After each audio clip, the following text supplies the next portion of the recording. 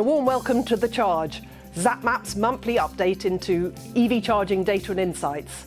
First, as usual, we'll take a look at the latest data on the public charging infrastructure rollout. Then we'll review the recent Committee for Climate Change's report on peak charging across the strategic road network. And finally, our thoughts on those government announcements. Well, we've now 3/4 of the way through 2023. Good time to check in how the public charging infrastructure is rolling out.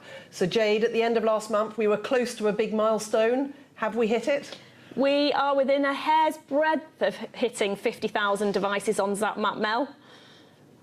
Yeah, we didn't quite get there this month. We're currently at 49,882 devices on the map as of the end of September.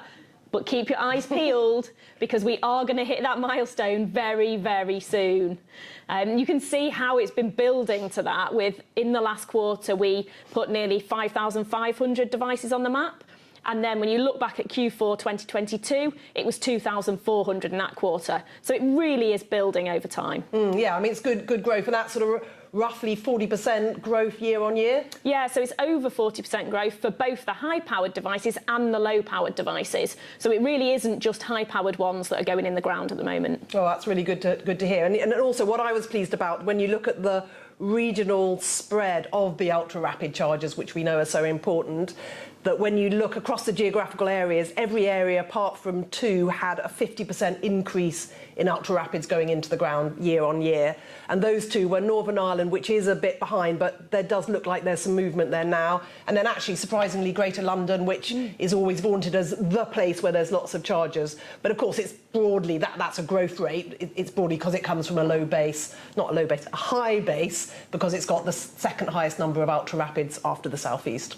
And from those stats, no one can say that CPOs aren't putting devices in all across the country. We see them going in right across the map on Zapmap. Yeah, and I think the same thing's happening on the hubs, which we define as at least 6 rapid or ultra-rapid devices in one location. And when you look at that, every geographical area, except I'm afraid Northern Ireland again, has at least 10 charging hubs, which is brilliant, and the actual number of charging hubs is now nearly 200, which is double the number there were this time last year. So definitely progress in that area. Yeah, major progress in that area.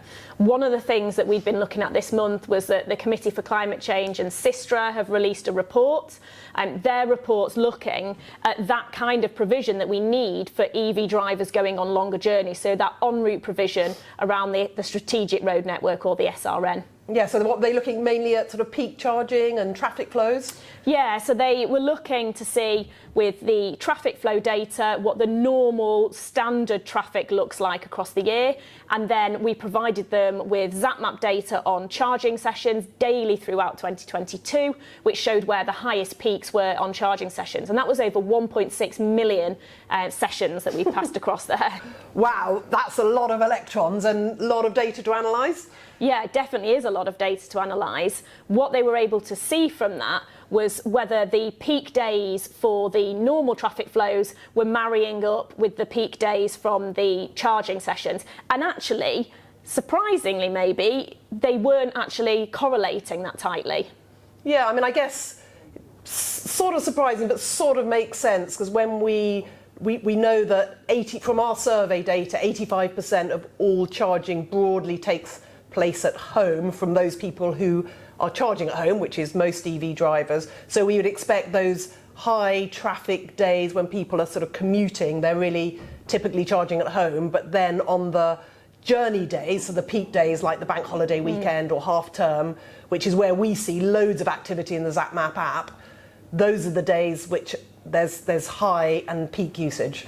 What I found really interesting was that there was such a difference between the number of sessions that we were seeing on different routes. So the Cambridge to Brighton route, for example, was up there at over 10 sessions per day on the peak days, whereas the Peterborough to Great Yarmouth route was under 4 sessions.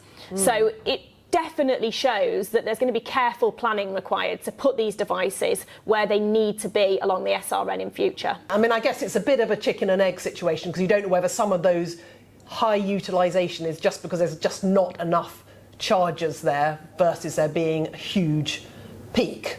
But anyway, there's some really valuable insights being built up by all this different reporting. And I think the other thing that struck me was it mirrored what we found in the recharge report, that the Midlands was going to be such a crucial area and a really high peak demand as the transition takes place to EVs over there. Yeah, and it also built on the work that we'd done with the Green Finance Institute on the utilisation report. So where we'd seen on there that for high-powered devices, you'd expect about 4 to 5 sessions per day, which was approximately 14% utilisation. This is showing that actually on those peak routes at peak times, it's up over 10 sessions per day, which is about 30% utilisation. So quite a gap between the two. Yeah, no, a really big gap. And then they went on to make some predictions about how many devices were needed on this strategic road network. I think what was good was that Charge UK have already committed to £6 billion of investment in this area. And whilst that's not all obviously on the strategic road network, a high proportion of that. So feels like the industry can be confident that there is the finance available to do this rollout. And really now it's more about the installation practicalities. Yeah, there's definitely a lot of big numbers being thrown around, and it is now a case of actually turning that cash into the provision that's needed across the network. Yeah, and investor confidence is so important, and it's been a big theme, hasn't it, in September? I mean, it's been a pretty tumultuous couple of weeks. I mean, key is the disappointing news from the Prime Minister that pushing back the 2030 ban on new petrol and diesel car sales to 2035. But then out comes the ZEV mandate, so finally gets confirmed and isn't as watered down as everybody had feared it was going to be. A little bit on vans. A little bit on vans, but we've still got the 22% target for 2024 on cars to be EVs, and then we've got 28% for 2025, and then up to the 80% for 2030. So really good progress there, and what we were hoping was going to get confirmed. So finally seeing that is been long awaited. Yeah, exactly. I mean, it's kind of bizarre. So nothing's changed, but everything's changed. And I think my key takeaway from these last couple of weeks is my key concern is that at a sort of high level, the overall people who aren't in our little EV bubble will just get that high level message about EVs are too expensive, the infrastructure's not there, and really the government aren't really pushing it anymore. But then on the flip side, I think that the ZEV mandate will really concentrate the minds of the OEMs, so they will step up their marketing. They will be thinking more about how to get those more affordable cars into the market and price promotions. So that, on the other side, might really start pushing the demand. So I don't quite know where it ends up, but there's no question that there's been a lot of soul searching the last couple of weeks. But from my perspective, it feels like on the charging infrastructure, we know that momentum is there. The market is moving forward. Fleets are transitioning.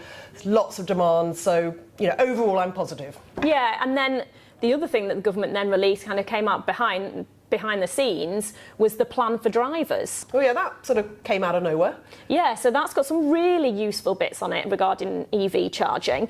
So the commitment to work with the DNOs to try and speed up the grid connections. Important, very important. Hugely important.